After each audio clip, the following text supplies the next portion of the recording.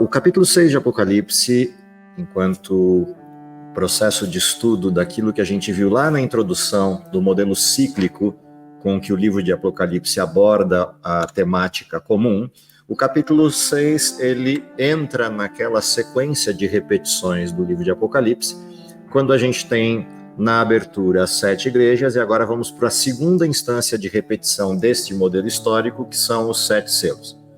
Na lição do capítulo 4 e 5, a gente observou essa figura dos selos a partir do momento da sala do trono de Deus, quando Cristo, retornando do sacrifício na terra, adentra o céu e recebe esse livro selado com 7 selos e é considerado como digno de poder abri-lo.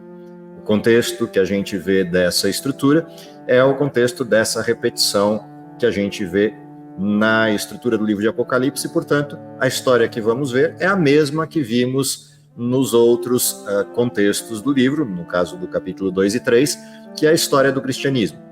Porém, o capítulo 6, ele desfoca da questão do cristianismo no sentido do cristianismo verdadeiro, o cristianismo puro, e aquilo que ele sofre ao longo dos tempos, no sentido da manutenção dessa pureza e desse foco de doutrina, e eventualmente uma ou outra oscilação, mas ainda assim mantendo dentro dele sempre uma vertente pura, um grupo que mantém a verdade pura. Agora a gente vai para o outro lado dessa cena, observando o mesmo desenho da história do cristianismo, porém sob a perspectiva daquilo que falseia a verdade, ou aquilo que altera o padrão da verdade. E esse é o assunto, esse é o tema do nosso foco no estudo de hoje.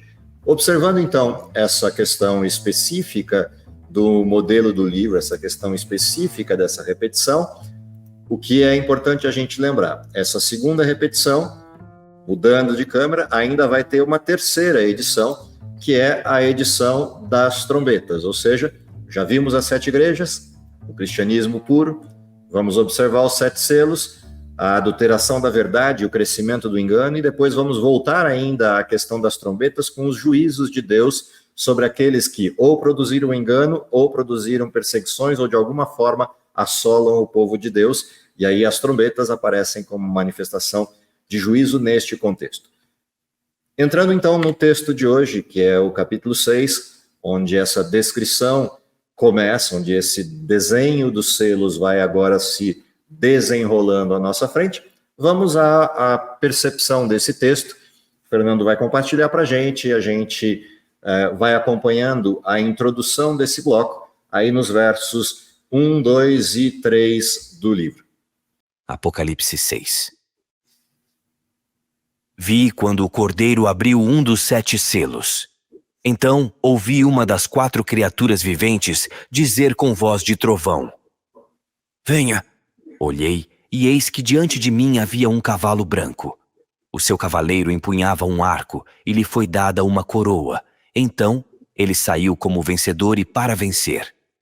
Quando o Cordeiro abriu o segundo selo, ouvi a segunda criatura vivente dizer: Venha! Então saiu outro cavalo, e este era vermelho. O seu cavaleiro recebeu poder para tirar a paz da terra e fazer que os homens matassem uns os outros. A ele foi dada uma grande espada.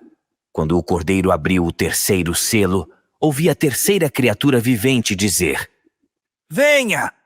Olhei, e eis que diante de mim havia um cavalo preto. O seu cavaleiro tinha na mão uma balança. Então, ouvi o que parecia uma voz entre as 4 criaturas viventes, dizendo: 1 quilograma de trigo por 1 denário, e 3 de cevada por 1 denário, e não danifique o azeite e o vinho. O que é interessante de observar quando a gente para prestar atenção nessas figuras dos cavaleiros. Há uma coisa importante aqui. Se o simbolismo do livro de Apocalipse ele deve ser lido a partir de correspondências, esses cavaleiros, de alguma forma, devem espelhar aquilo que a gente viu no capítulo 2 e no capítulo 3, na sequência dos modelos da história cristã. O que significa, então, que quando a gente observa o primeiro desses cavaleiros, o cavaleiro branco, ele deve ter alguma conexão guardada com a primeira das 7 igrejas, a igreja de Éfeso. Assim sucessivamente, cada um dos outros cavaleiros vão sendo demonstrados a partir das suas características com correspondências ao que estava acontecendo no período de cada uma das igrejas em sequência. Sendo essa a percepção, o primeiro cavaleiro, que é esse cavaleiro branco, deveria representar, enquanto referência, olhando para a igreja de Éfeso, para o primeiro século da era cristã, a questão da pureza e fidelidade deste período em relação à abordagem bíblica. Então, observando a figura desse cavaleiro branco, que tem como referência inicial uma mensagem, em primeiro lugar, de vitória, uma representação daquele que é chamado para vencer, isso espelha a expansão do cristianismo do primeiro século. O primeiro século é marcado por duas coisas importantes. A primeira delas é essa expansão do modelo do cristianismo, principalmente em função do derramamento do Espírito Santo, mas também é marcado pelas perseguições que se levantam contra essa expansão, principalmente as perseguições produzidas pelo Império Romano. Dentro dessa perspectiva, desse período, olhando essa expansão, que estimam alguns teria chegado a 6 milhões de cristãos nessa época, a gente é levado a lembrar de uma referência interessante que está nesse texto, A Vinda do Consolador, que reproduz um pouco do que é este olhar para o momento específico do cristianismo dessa época. Sem dinheiro, os crentes derrotavam o poderio das riquezas ao seu redor. Sem escolas, eles confundiam os letrados rabis. Sem poder político ou social, eles mostraram-se mais fortes do que o sinédrio. Não tendo um sacerdócio, desafiavam os sacerdotes e o templo. Sem um soldado sequer, eram mais poderosos do que as legiões romanas. E foi assim que eles fincaram a cruz acima da águia romana. Esse texto espelha exatamente o que é a figura deste cavaleiro que recebe como ordem, sai e vence, entra em cena e vence. Cada uma dessas chamadas a um dos cavaleiros tem essa representação de frase, vem e vê. E isso é curioso em cada uma das chamadas, porque há alguém sendo colocado como observador da história. Neste caso, em específico, se a gente olha a leitura do texto desde o início, havendo o cordeiro aberto um dos selos, olhei e ouvi um dos 4 animais que dizia em voz de trovão, vem e vê. Ou seja, o interlocutor dessa cena é o próprio João, que dentro da cena anterior, que vimos no capítulo 5, agora é chamado para observar a sequência da história. Ou seja, João foi chamado em primeira instância para aquele momento particular da morte de Jesus e da vitória de Jesus na ressurreição, para ver como é que o céu se comportava a partir disso. Imediatamente após a cena de exaltação de Jesus e a colocação de Jesus como digno de desatar os selos, de quebrar os selos daquele livro, João é convidado, selo após selo, a ver o que acontece em sequência. Ou seja, ele vai assistir, literalmente, de camarote, a história do mundo se desenrolando a partir da perspectiva agora do céu, observando as cenas inteiras dessa história, neste caso em específico dos selos, pelo contraste entre o cristianismo e a apostasia. Quando a gente observa o segundo cavaleiro que aparece na referência, esse segundo cavaleiro, esse segundo animal que entra em cena, é um cavaleiro com características distintas do primeiro. O primeiro era branco, o segundo é vermelho. Se olharmos a figura das igrejas, o período do cavaleiro vermelho equivale ao período da igreja de Esmirna, ou seja, estamos em sequência no modelo, no período das grandes e mais agudas perseguições.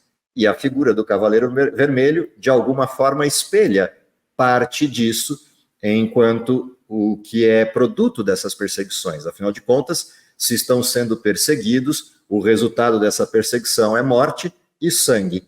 E daí a expressão desse cavaleiro vermelho como um símbolo bem peculiar deste momento em específico. As perseguições às quais esse cavaleiro alude dizem respeito ao período aí entre o ano 100, ou seja, final do primeiro século, a passagem, a transição do primeiro século, quando o último dos apóstolos vivos, no caso João, falece e não há mais apóstolos, ou seja, não há mais pessoas que conviveram no sentido direto com Jesus, no sentido primário dessa convivência com Jesus, como os discípulos. O que significa que daqui para frente o cristianismo vai depender da fidelidade daqueles que o receberam e que vão agora, como segunda mão desse cristianismo, passá-lo adiante. A parte importante desse período, observando o cristianismo puro, é a fidelidade que eles manifestam diante das perseguições. Por outro lado, esse período também é marcado, exatamente por causa das perseguições, por um processo de tentativa de extermínio, seja por parte de Roma ou pela própria pressão daqueles que no judaísmo eram também contrários ao cristianismo, que agora tentam interferir no modelo e acabar com esse processo. É um período de grande derramamento de sangue, é um período de muita controvérsia e discussão sobre a questão central do cristianismo e a pertinência dele, ou seja, se de um lado a gente tem a manifestação clara de fidelidade daqueles que pagaram com a vida pelo modelo do cristianismo, do outro lado, exatamente por causa da força das perseguições, começam a crescer as acusações, os ataques, tanto pessoais quanto doutrinários, a este grupo de cristãos fiéis.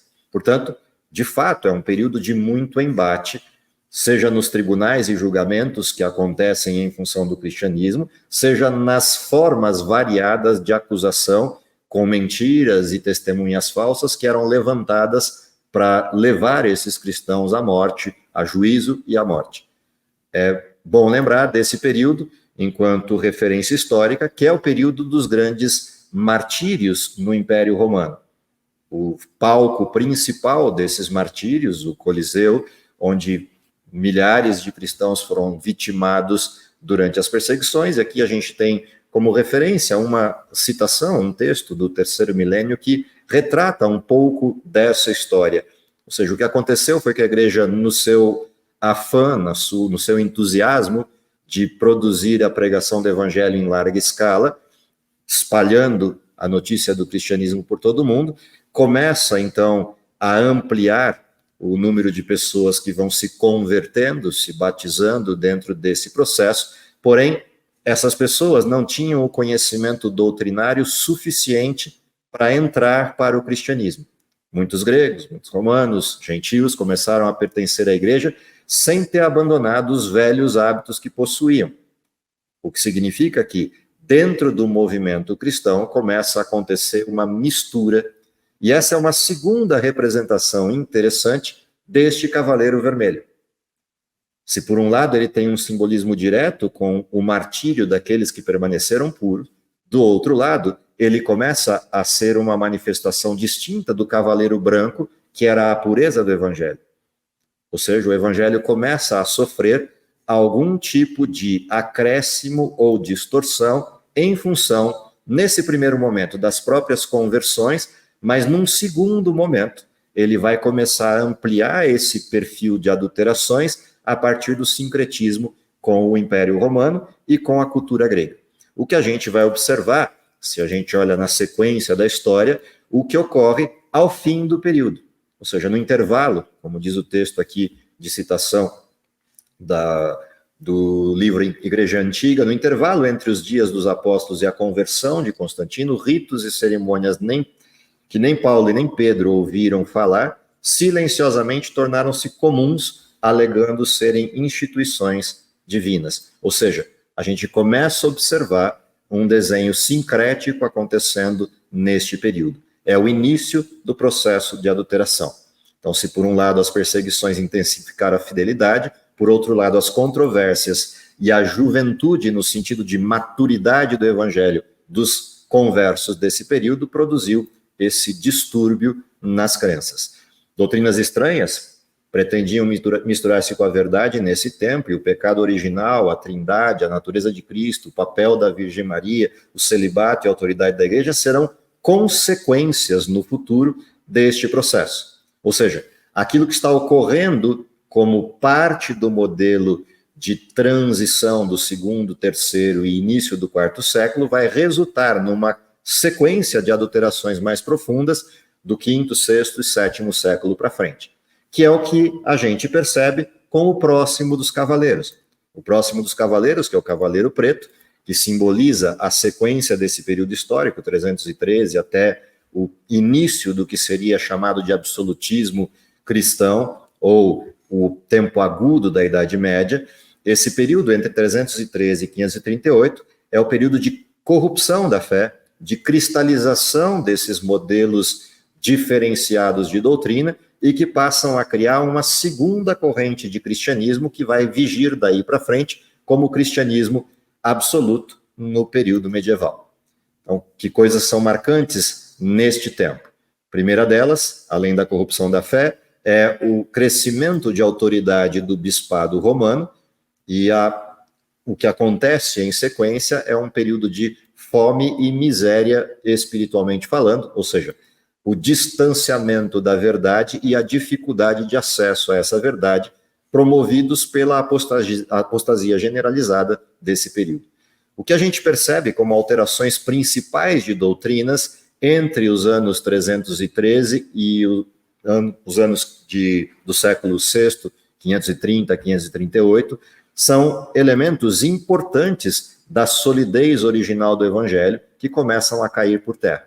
Então, a partir de 313, com a promoção do Edito de Milão, então é só lembrar, os cristãos estavam sendo perseguidos de forma muito aguda, até que Constantino promove a paz e, pelo Edito de Milão, interrompe o processo das perseguições. Num primeiro momento, isso é fantástico, porque pessoas deixam de morrer, de ser perseguidas, mas isso teve um custo. O decreto não veio como um decreto simplesmente para extinguir a perseguição. O decreto veio acompanhado de um pacto bilateral de sedição. Ou seja, a proposta a partir de Constantino é a unidade da fé no império. E isso produz o sincretismo entre as crenças romanas, afinal de contas, Constantino não implanta o cristianismo em Roma, ele libera o cristianismo das perseguições, mas propõe uma aliança entre os modelos, entre as crenças romanas e as crenças cristãs. E um desses elementos sincréticos é a proposta de um decreto de adoração aos domingos, juntando a adoração ao Deus Sol, que ocorria aos domingos no Império Romano, e a adoração ao Deus, no caso o Deus cristão, transicionando também para o domingo, pacificando os modelos de religiosidade no Império. Num primeiro momento, isso soou estranho, porém, aqueles que eram políticos do Evangelho e não queriam as perseguições de volta, começaram a exercer sua pressão no sentido de anuir a proposta de Constantino. E a desculpa encontrada para isso, a principal delas é Cristo ressuscitou ao domingo. E o domingo passa a ser considerado um momento de festividade em função disso. E daí a facilidade dessa transição e da aceitação entre os cristãos desse novo modelo. Na carona disso vieram outras estruturas. O Concílio de Laodiceia, ele oficializa em 364 para o cristianismo a questão da observância do domingo, e isso produz uma cisão no cristianismo.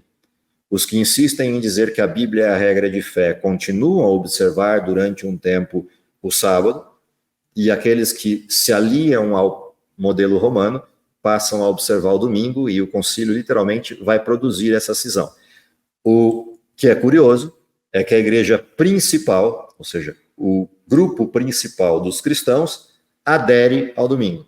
Em termos de grupo de quantidade, a maior parte dos cristãos pende para essa aceitação, e um grupo menor continua a prática bíblica da observância do sábado. Em 370, a gente tem o início do culto aos santos, o que vai gerar a necessidade de outras alterações dentro do modelo de crença. Uma dessas alterações é a noção de que aqueles que morrem vão para o céu, ou podem ir para outros lugares, ou seja, além do sincretismo com a doutrina romana, há um sincretismo com a cultura grega e com a doutrina grega. O dualismo de Platão entra para o cristianismo como parte dos seus modelos filosóficos de crença, o que produz a percepção de um ser humano com duas estruturas, uma corporal que morre e uma imaterial que persiste viva, e é essa parte imaterial que ascende ao céu, e isso dá a base para essa percepção de que os santos estejam no céu e agora podem interceder por nós. A oração pelos mortos como um modelo de transição, ou seja, orar para que eles sejam salvos no sentido de que não fiquem presos ao contexto do inferno ou ao contexto de sofrimento produzido pela sua escolha, de repente, não tão perfeita, e a oração por eles é uma forma de migrá-los para o paraíso. E isso leva a um outro tipo de doutrina, que é o dogma do purgatório, que é a crença de um estado intermediário, nem o inferno e nem o céu. Um lugar onde eu posso purgar os pecados, onde eu posso pagar pelos pecados e, em função desse pagamento dos pecados, transicionar para o céu assim que eles estejam pagos. Tudo isso acontece nessa fase inicial do processo, representada por esse cavaleiro, o Cavaleiro Preto. Esta representação do Cavaleiro Preto tem como figura apresentada no texto que a gente leu, se a gente observar ali a partir do verso 5, havendo aberto o terceiro selo, ouvi dizer ao terceiro animal, vem e vê, e olhei, e eis um cavalo preto que se assenta, sobre ele estava sentado um que tinha uma balança na mão. E aí vem uma questão, ouvi a voz que estava no meio dos 4 animais, propondo uma medida de trigo por 1 dinheiro, 3 medidas de cevada por 1 dinheiro, e não danifiques o azeite e o vinho. Essas duas referências, o trigo e a cevada, serem vendidos pelo mesmo valor, porém a quantidade de material é maior em um do que o outro, é o espelho desta corrupção. Ou seja, as doutrinas falsas foram vendidas pelo mesmo valor da verdade. O trigo como representação da verdade e a falsidade como representação do modelo da cevada, elas são apresentadas aqui com o mesmo valor, mas em quantidade distinta, ou seja, teve muito mais falsidade do que verdades neste contexto. E, obviamente, quem compra com maior quantidade vai escolher aquilo que é mais benéfico. Ou seja, se eu posso pagar o mesmo valor, quero mais coisas. E a falsidade foi sendo literalmente absorvida com maior intensidade. Porém, há uma ordem no final, não danifique o azeite e o vinho, ou seja, ainda será preservada a doutrina pura. Apesar da ampliação da falsidade, a doutrina pura persistirá. O modelo de crença sempre foi mantido em todas as épocas pela ação direta de Deus na pessoa do Espírito Santo, atuando naqueles que eram fiéis.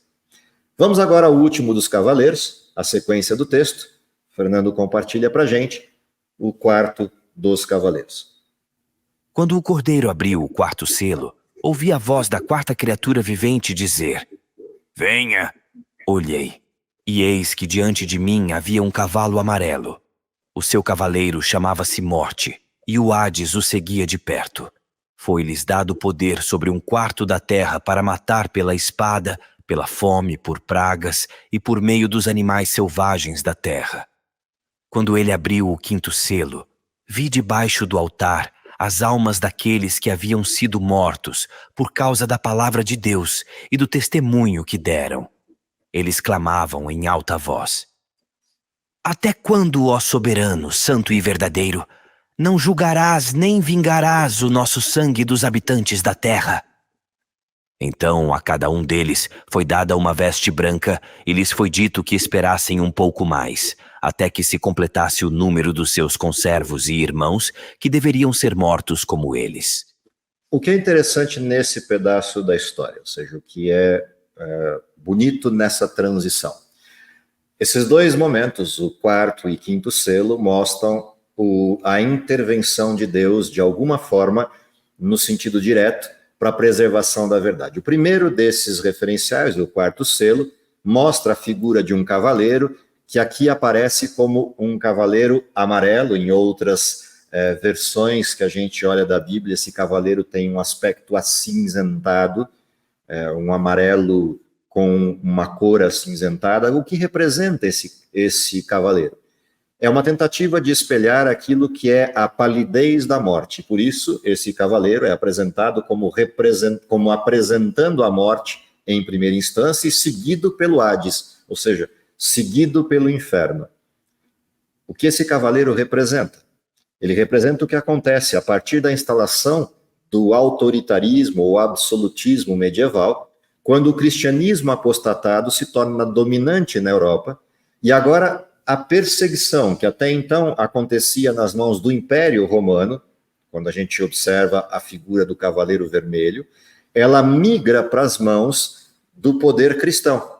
E agora a gente tem cristãos perseguindo cristãos. Cristãos apostatados, no sentido de junção ou sincretismo com o modelo romano, perseguindo os cristãos genuínos ou verdadeiros que mantêm a sã doutrina. Porém, há uma coisa que a gente precisa lembrar deste momento de transição entre o que acontece com o Cavaleiro Preto e o Cavaleiro Amarelo. Apesar de ainda ser mantido um grupo de pureza do Evangelho, essa pureza está com a disposição de servir a Deus, mas não com a doutrina pura. Ou seja, as perseguições e o próprio processo de conversões do período inicial do cristianismo e secundário do cristianismo, ou seja, primeiro, segundo e terceiro séculos principalmente. A própria conversão de pessoas sem toda a base da fé produziu cristãos sinceros, mas sem o conhecimento de toda a doutrina. Então, uma parte dos cristãos que não conhecia plenamente a doutrina se juntou com a apostasia, e uma parte daqueles que também não conheciam a pureza da doutrina permaneceu fiel, mesmo sem todo o conhecimento. O que significa que, quando a gente observa o período medieval, a gente vai olhar para estes cristãos que estão sendo perseguidos por sua pureza de fé e vai perceber neles algumas distorções do Evangelho. O que chama a atenção, porque muitos poderiam imaginar que o fato de eles estarem sendo perseguidos era porque eles tinham toda a doutrina e a pureza dela. Não, eles tinham a pureza do coração e a disposição de servir incondicionalmente a Deus e entender a Bíblia como uma regra de fé. Mas eles não conheciam mais toda a verdade. A distância do período apostólico do primeiro século foi diminuindo a percepção da verdade conforme o tempo foi passando. O que significa que a degradação externa, ou seja, o que acontecia no ambiente da apostasia, foi total. Tanto foi assim que a descrição que esse cavaleiro tem, guarda após si, é o que ele traz de arrasto. Ele traz de arrasto morte, as perseguições, ele traz de arrasto toda a situação de calamidades do período medieval, as pestes, mortandades, doenças, devassidão moral e todas as coisas que o período medieval produziu, seja dentro do grupo de cristãos apóstatas ou dentro dos impérios, dos reinos, na realidade, espalhados pela Europa. E isso a gente observa quando tem a oportunidade de assistir algum filme de época e ver o que era a depravação da corte e, mais do que isso, o que era a depravação dentro da própria igreja cristã medieval, com todo o conluio de corrupção, seja com os governadores e reinantes da época, seja a corrupção dentro da própria instituição da igreja. O fato é que essa perseguição não se restringe exclusivamente aos cristãos fiéis, mas também passa a ser uma perseguição ao que diz a Bíblia. Resultante disso, as doutrinas continuam sendo alteradas nesse período. Não só as pessoas são perseguidas pela sua fé pura, mas há uma perseguição intensificada à verdade. E aquilo que se estabeleceu previamente até o ano 530 continua o seu percurso de desmonte da verdade. Então, lá em 998, a gente tem a instituição do Dia dos Mortos, conhecido pela gente hoje na cultura moderna de Dia de Finados. A gente vai ter a instituição da Inquisição, que é o processo de julgamento clássico da igreja medieval contra os chamados hereges, ou seja, aqueles que se levantavam contra os erros promovidos pela igreja, foram chamados pela igreja de hereges e perseguidos por ela e mortos e torturados por elas. Em 1190 começa o período de venda das indulgências, na carona do período inquisitório, ou seja, aquilo que se criou antes na percepção de oração pelos mortos e depois a instituição do Dia dos Mortos, implica agora no fato de que eu possa comprar a salvação daqueles que morrerem. Eu posso fazê-lo por antecipação, ou seja, criar uma, entre aspas, caderneta de poupança de salvação, criar alguma aplicação que implique salvação futura. Dependendo da quantidade do valor que eu disponha ou do tamanho do sacrifício que eu faça, eu posso comprar isso para todas as gerações sequentes a mim. Ou seja, eu posso comprar a salvação de algumas pessoas da minha família, eu posso comprar a salvação de toda a minha descendência, dependendo, obviamente, daquilo que eu estiver disposto a sacrificar e investir. E isso se tornou, literalmente, o grande comércio de salvação do período medieval. Isso não é muito diferente, obviamente, guardadas as proporções da comparação, do que se tornou o templo de Israel nos dias de Cristo. Se a gente observasse o pátio do templo e todo o comércio que acontecia ali, esse comércio tinha esta implicação: vender salvação. Obviamente isso entre aspas, porque o modelo ritualístico presente no templo ainda persistia com o desenho verdadeiro. O que estava corrompido era a ação dos sacerdotes e a ação dos líderes do templo e do mercado que se instalou ali. No caso do período medieval, a situação foi além. A deturpação aconteceu no próprio significado de salvação. Essa estrutura das indulgências, na realidade, anula o sacrifício de Cristo.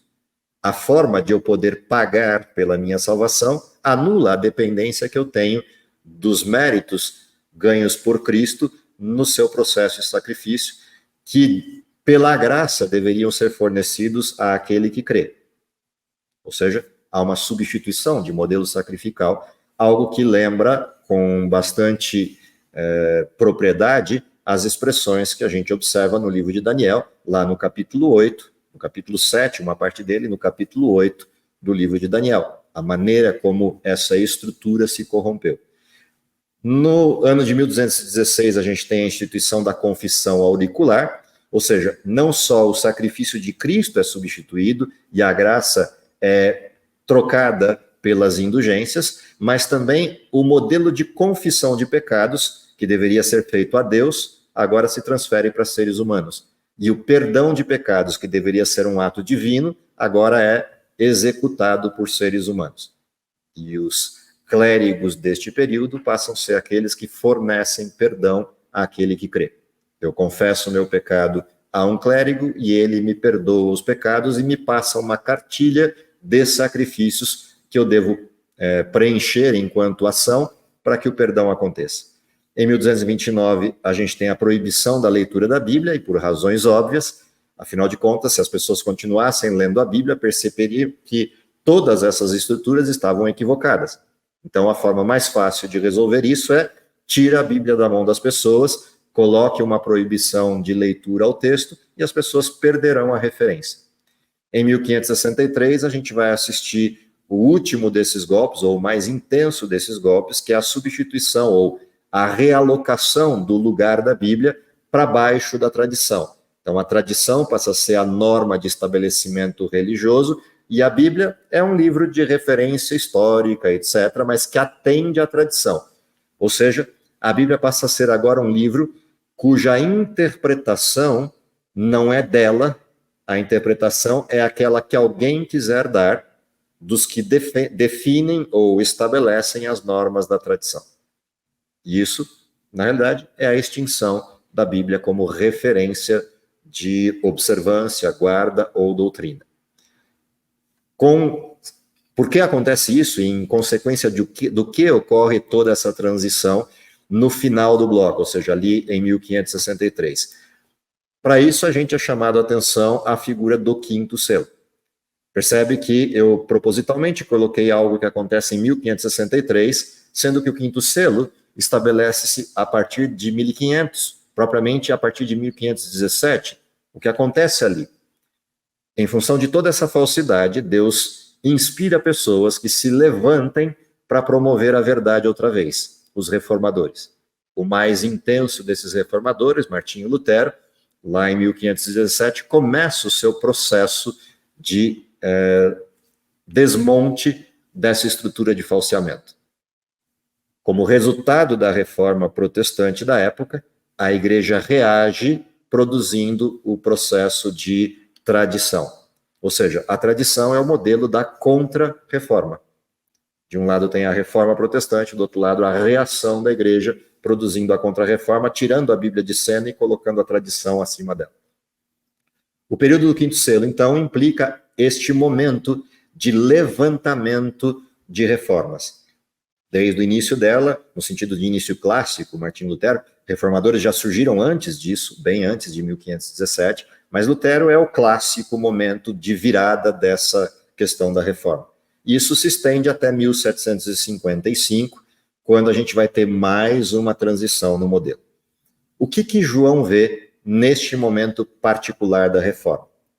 Se a gente lembrar, a história produziu martírios em sequência, e esses martírios intensificados no modelo produziram quase a extinção do cristianismo verdadeiro. Os poucos que restaram agora aparecem numa figura muito peculiar no livro de Apocalipse, como estando debaixo do altar de Deus e clamando por vingança, clamando pela intervenção de Deus. O texto que a gente leu, que descreve o quinto selo, apresentava esse clamor: até quando, ó verdadeiro e santo dominador, não julgas e vingas nosso sangue dos que habitam sobre a terra? Ou seja, é o clamor dos mártires desse período e dos períodos anteriores. O interessante é a resposta. A resposta que é dada por Deus em relação a esse clamor é uma resposta de: espere um pouco. Essa figura do clamar debaixo do altar, para muita gente, numa leitura superficial, implica, então quer dizer que esses sujeitos morreram, mas estão vivos e por isso estão clamando. A gente precisa lembrar que nós estamos lendo um texto simbólico, portanto, eu não posso interpretar com literalidade o fato dessas pessoas estarem debaixo do altar. Essa figura representa uma outra questão, e essa questão está lá atrás no desenho do Velho Testamento. Quando a gente olha o texto de Levíticos, no capítulo 4, verso 7, diz assim: também o sacerdote porá daquele sangue sobre as pontas do altar incenso aromático perante o Senhor, que está na tenda da congregação, e todo o restante do sangue do novilho derramará na base do altar do holocausto, que está à porta da tenda da congregação. Ou seja, a figura de linguagem que esse texto traz, o simbolismo que esse texto traz, é exatamente o simbolismo lá de trás do período do santuário, quando, morto o sacrifício, o sacerdote derramava sobre a base do altar o sangue daquele sacrifício. Ou seja, a figura aqui é: este sangue um dia exigirá vingança. E por isso a figura que aparece aqui é do sangue, daqueles que derramaram seu sangue pela verdade, clamando por vingança, ou seja, é a figura do altar. O sacrifício implica a intervenção de Deus. Na sequência disso, se a gente ainda olhar para esse mesmo período, no altar de bronze do santuário do Antigo Testamento, a gente lembra que ofereciam-se sacrifícios de animais, esse sacrifício era queimado, o sangue era derramado na base do altar, e o sangue dos mártires representa exatamente isso. Ele clama simbolicamente a Deus, assim como o sangue de Abel, lá em Gênesis 4, verso 10, clamava por vingança até Deus. Não é que Abel estava vivo, é que o derramamento do sangue de Abel soava como algo incompleto, ou seja, não fazia sentido um justo ter morrido, e aquilo clamava por vingança, a expectativa da intervenção de Deus. Como é que termina o texto? O texto termina com a resposta peculiar de Deus, que é o fornecimento de vestiduras brancas, um símbolo claro da justiça de Cristo, indicando que aqueles que morreram pelo Evangelho o fizeram do lado da justiça e, portanto, sua recompensa está guardada com Deus. E aí vem a ordem: embora eles tenham recebido a dignidade da vitória pela condição em que foram para o martírio, eles deveriam aguardar até o tempo da ressurreição, ou seja, a vingança definitiva de Deus aconteceria só lá no fim da história. E é exatamente por causa deste final da história que eles recebem essa orientação: aguardem um pouco, esperem um pouco mais. Apocalipse 19, lá no verso 8, diz a mesma referência, pois lhe dado vestir-se de linho finíssimo, resplandecente e puro, porque o linho finíssimo são os atos de justiça dos santos. É a figura destes que morreram pelo Evangelho. O que nos leva agora à representação última do bloco do capítulo 6, que é o sexto selo.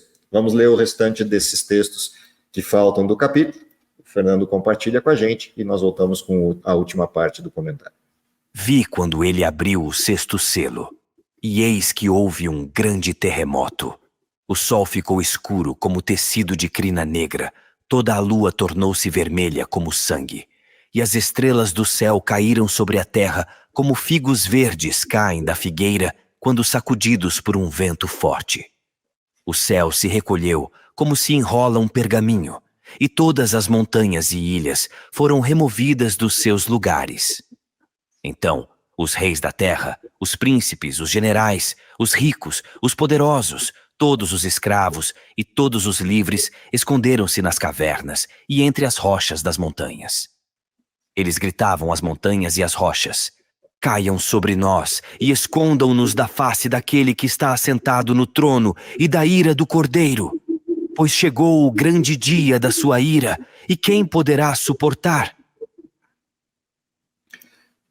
Essa figura do sexto selo, ela é bastante óbvia para a gente, principalmente se nós já tomamos algum tempo na leitura dos chamados sermões escatológicos de Jesus, Mateus 24, ou a repetição dele lá em Lucas 21. A representação aqui é bastante simples, bastante tranquila. As figuras que aparecem, esses sinais que aparecem aqui, são os sinais que antecedem o evento descrito no sexto selo. O evento é o fim da história, a vinda de Jesus. Portanto, o sexto selo abarca um período que vai desde o fim da Reforma Protestante, o início do tempo do fim, ou seja, o período da sexta igreja e da sétima igreja, até as bordas da vinda de Jesus. O anúncio do sexto selo é que antes que Deus se manifeste em vingança, respondendo ao anseio daqueles que estavam debaixo do altar, ou seja, antes que Deus intervenha para fazer justiça, é necessário que o mundo seja avisado de que o tempo chegou. Portanto, a mudança para a sexta igreja, lá do capítulo 3, como a mudança aqui para o período do sexto selo, que engloba a sexta e sétima igrejas, é a mudança do contexto de aviso. Acabou a reforma, a verdade agora está disponível outra vez, o poder medieval caiu e há um anúncio a ser feito. E esse anúncio é: o tempo do fim chegou. Como primeira referência desse anúncio, vêm os sinais. Quais são os sinais que aparecem como representação aqui? Há um sinal que é o escurecimento do sol, há um outro sinal que é um grande terremoto, há um outro sinal que é a queda das estrelas. Esses sinais, esses acontecimentos no mundo natural, que se dão em sequência para o anúncio do tempo do fim, são sinais que estão cristalizados, cravados na história geral. O primeiro desses sinais, que é o grande terremoto, acontece lá em 1755, que é o terremoto de Lisboa. Ele é classificado como terremoto de Lisboa porque foi o ponto central, o ponto mais forte desse terremoto. Porém, ele se espalhou por várias partes da Europa, pelo norte da África, e parte desse processo foi sentido, inclusive, em outros continentes. Obviamente não com a intensidade do terremoto na Europa. O que é interessante observar aqui, se a gente olha para a profecia de Daniel, lá no capítulo 7, que descreve o fim do período medieval, o final do período medieval, o final das grandes perseguições, deveria ocorrer lá em 1798, quando terminassem os 1260 anos da profecia do capítulo 7 de Daniel. O que é importante observar ali, o anúncio de que o tempo está chegando vem com esse primeiro sinal, o que comprova aquilo que Deus já havia dito. Ele nunca executa algo sem antes anunciar aos seus filhos. E ele é o único que anuncia de fato o fim desde o princípio. E faz isso para que os seus filhos não sejam pegos de surpresa. Se a gente observar na história, esse terremoto que acontece em Lisboa, ele é referenciado em vários contextos diferentes. Por exemplo, alguns dos textos interessantes que retratam uma parte disso, grande parte da Argélia foi destruída, a pequena distância de Marrocos foi tragada a uma aldeia de mais de 10 mil habitantes. Foi na Espanha e Portugal que o choque atingiu maior violência e disse que em Cádiz a ressaca alcançou a altura de 20 metros. Montanhas, algumas das maiores de Portugal, foram impetuosamente sacudidas e em Lisboa um som como de trovão foi ouvido sob o solo e imediatamente depois violento choque derrubou a maior parte da cidade. Na sequência ainda desse relato, a gente encontra no lapso de mais ou menos 6 minutos, pereceram 60 mil pessoas, o mar a princípio se retirou, deixando seca a barra, e voltou então levantando-se 12 metros ou mais acima do seu nível comum, ou seja, um grande tsunami que vai varrendo o que vê pela frente. A Enciclopédia Americana também retrata esse fato com a seguinte a apresentação, o choque do terremoto foi instantaneamente seguido da queda de todas as igrejas e conventos de quase todos os grandes edifícios públicos e de mais da quarta parte das casas. 2 horas depois, aproximadamente, irromperam incêndios em diferentes quarteirões e com tal violência se alastraram pelo espaço de quase 3 dias que a cidade ficou completamente desolada. O terror do povo foi indescritível, estavam além das lágrimas. Ou seja, o evento não foi um evento só singular no sentido da história, mas foi um evento que, de fato, demonstra o que a profecia estava apontando como algo intenso de anúncio da chegada do tempo do fim. O próximo sinal que acontece em sequência ocorre lá em 1780, que é o escurecimento do Sol e da Lua. Ellen White retrata esse texto, esse evento, da seguinte forma: uma testemunha ocular que vivia em Massachusetts descreveu: pela manhã surgiu claro o sol, mas logo se ocultou. As nuvens se tornaram sombrias e delas negras ameaçadoras como logo se mostraram. Chamejavam relâmpagos, ribombavam trovões, caía um leve aguaceiro. Por volta das 9 horas, as nuvens se tornaram mais finas, tomando uma aparência bronzeada ou acobreada. Alguns minutos mais tarde, pesada nuvem negra se espalhou por todo o céu, exceto numa estreita orla do horizonte, e ficou tão escuro como usualmente é às 9 horas de uma noite de verão.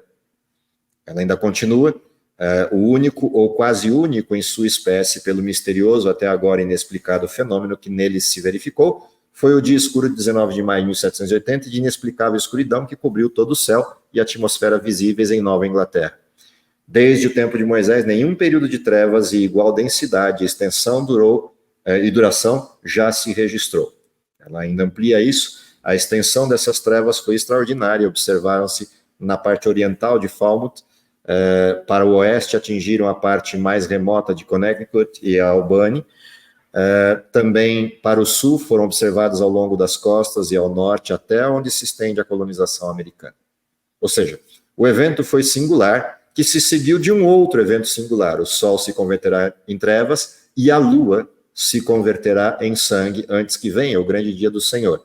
Se a gente observar a sequência do relato, posto que às 9 horas daquela noite a lua surgisse cheia, não produziu o mínimo efeito em relação àquelas sombras.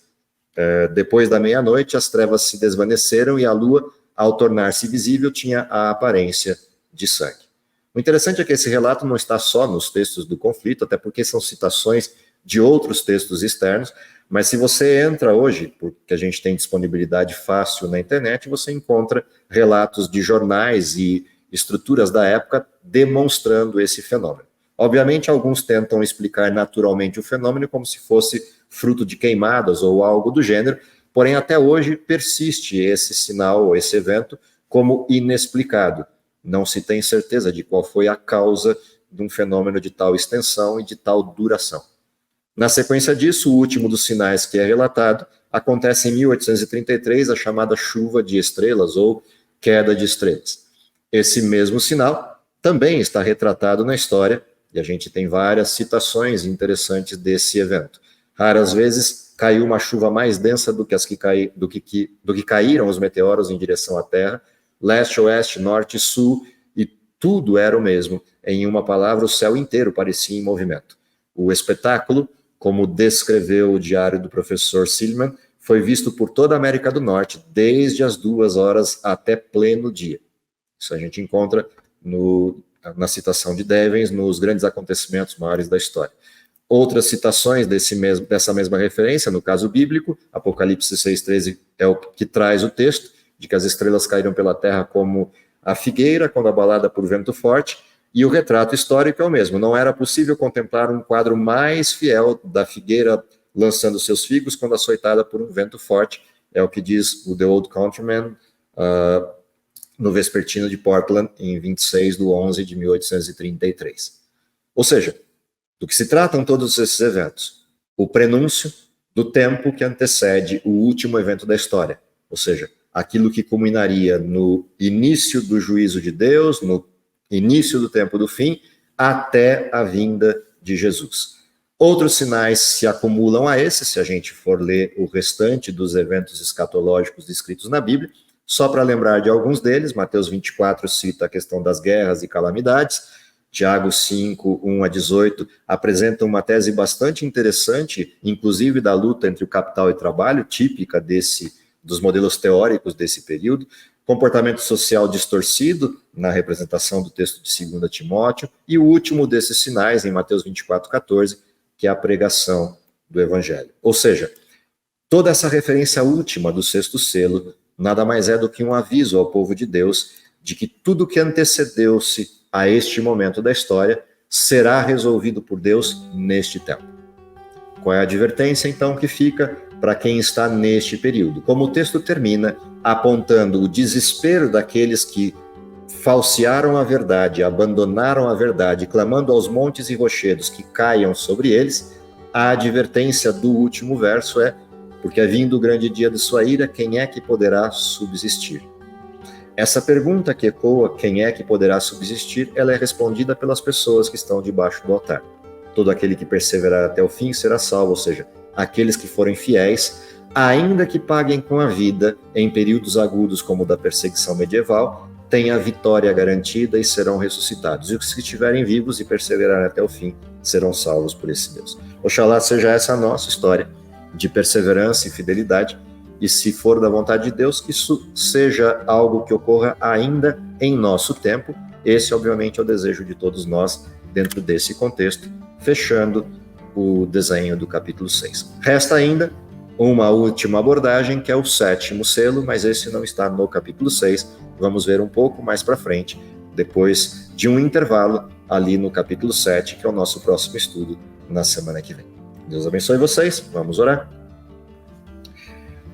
Querido Pai que está nos céus, te agradecemos, em primeiro lugar, porque conseguimos perceber ao longo da história que, a despeito de todos os modelos de falsidade e de tentativas do inimigo de Deus em produzir o engano, em cada um dos períodos tu suscitaste pessoas que mantiveram a fé viva, mantiveram a sã doutrina, mantiveram o acesso à verdade. Ainda que, em alguns momentos, esse acesso foi limitado, temos a certeza de que no último tempo da história em que vivemos, esse acesso é completo, algo que percebemos tanto na abordagem à Laodiceia quanto percebemos na condição do período pós-reforma. Te pedimos que o teu Espírito nos inspire a viver essa verdade, a aprofundar o conhecimento dela e principalmente anunciar ao mundo a brevidade da tua vinda. Isso te pedimos porque confiamos nos méritos de Jesus e é em nome dele que oramos. Amém.